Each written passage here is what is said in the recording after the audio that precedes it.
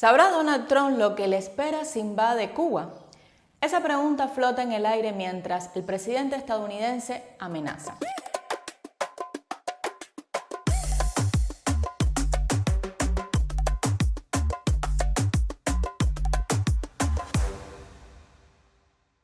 El 1 de mayo de 2026, en un acto en Florida, Trump declaró que Cuba será la siguiente, después de que termine en Irán, como si no fuera evidente el entuerto en el que se ha visto hundido con Teherán. Horas antes de ese acto en Florida, considerado el nido del lobby anticubano, el jefe de la Casa Blanca firmó una orden ejecutiva que apretó las tuercas de las sanciones contra la isla. Dijo: es una nación en decadencia. Ustedes lo ven, se está desmoronando. No tienen petróleo, no tienen dinero. Como si no fueran sus sanciones las responsables de la calamidad que sufre el pueblo cubano. Y en otro momento no vaciló en decir que tendrá el honor de tomar Cuba. Añadió que podría hacer lo que quiera con el país. Incluso bromeó con que un portaaviones estadounidense se detendría a 100 yardas de la costa cubana, solo 91 metros, y los líderes de la isla se rendirían. Lo dijo sonriendo, como quien desconoce a la Cuba profunda de tradiciones históricas de lucha y no claudicación.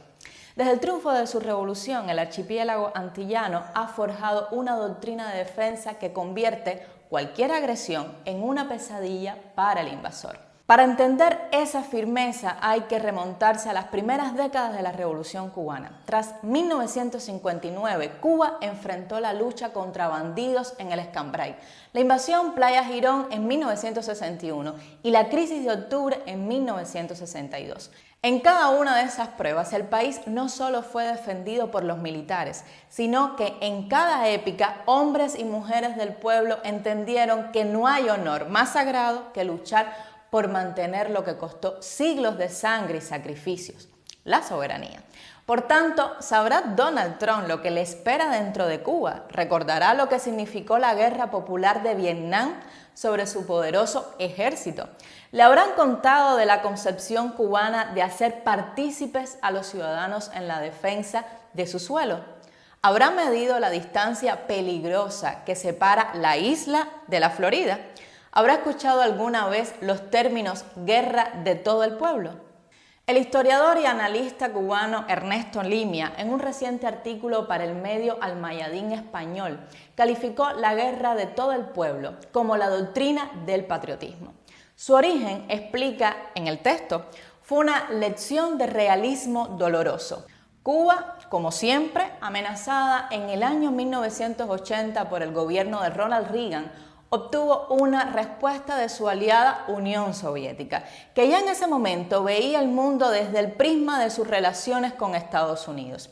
El líder histórico de la Revolución cubana, Fidel Castro, comprendió que si Estados Unidos atacaba, desde Europa del Este no llegaría la ayuda para una confrontación de tal envergadura. En una reunión en Moscú, el 29 de diciembre de 1982, el secretario general del Partido Comunista, Yuri Andropov, fue tajante: en caso de agresión norteamericana a Cuba, nosotros no podemos combatir, porque ustedes están a 11.000 kilómetros de nosotros. Fidel entendió que Cuba se enfrentaría sola y tomó una decisión: no bastaba con las Fuerzas Armadas, la defensa sería tarea de todo el pueblo. Siempre decíamos, nuestro pueblo luchará, pero nuestro pueblo no estaba organizado totalmente para luchar. En teoría sí, ya pensábamos en la guerra de todo el pueblo. La doctrina consiste en movilizar a millones de civiles. En ese momento se crearon las milicias de tropas territoriales, desplegadas en cada municipio. Se implicó a mujeres, jóvenes, adultos mayores, campesinos, trabajadores, todos con una tarea asignada, todos con un fusil y un lugar y un método para combatir. En palabras de Fidel, para conquistar nuestro territorio y ocupar nuestro suelo, las fuerzas imperiales tendrían que luchar contra millones de personas y tendrían que pagar con cientos de miles e incluso millones de vidas. La doctrina no busca repeler una invasión en el sentido clásico, busca hacerla terriblemente costosa. Funciona como disuasión. El invasor lo pensará 2 veces. 4 décadas después, desde la Casa Blanca, vuelven a dispararse las amenazas y las sanciones contra esa fruta que siempre el imperio ha deseado saborear. Ante la retórica intimidatoria de Trump y la guerra inminente que alimentan los medios, desde Cuba se levanta la voz firme. El presidente cubano Miguel Díaz-Canel dijo que las amenazas de agresión militar de Donald Trump alcanzaron un nivel peligroso y sin precedentes. Y sentenció: no hay rendición ni claudicación posibles, como tampoco ningún tipo de entendimiento sobre la base de la coerción o la intimidación. Días después, en una entrevista con la revista Newsweek, el mandatario explicó que la isla no es un país de guerra, es una nación de paz que promueve la solidaridad y la cooperación. Pero Cuba insistió: no teme a la guerra y si se produce una agresión militar, los de la patria de Fidel contraatacarán, lucharán, se defenderán y si caemos en combate, recalcó Díaz-Canel con una línea del himno nacional: morir por la patria es vivir. Desde el secuestro del presidente de Venezuela, Nicolás Maduro, en enero de 2026, la isla acentuó la doctrina de guerra de todo el pueblo. Las autoridades junto al pueblo desarrollan sistemáticamente el Día Nacional de la Defensa, una jornada semanal de prácticas militares que ponen en disposición combativa a todos los sectores de la sociedad.